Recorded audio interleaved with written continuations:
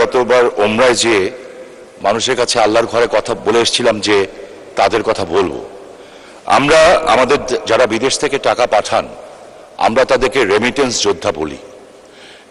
71 সনে যারা দেশ স্বাধীন করেছেন তাদের বলতাম মুক্তিযোদ্ধা। তারা দেশ দিয়ে গেছেন বঙ্গবন্ধুর নেতৃত্বে। আর দেশের অর্থনীতিকে সবচেয়ে সবল রেখেছেন এই রেমিটেন্স যোদ্ধারা।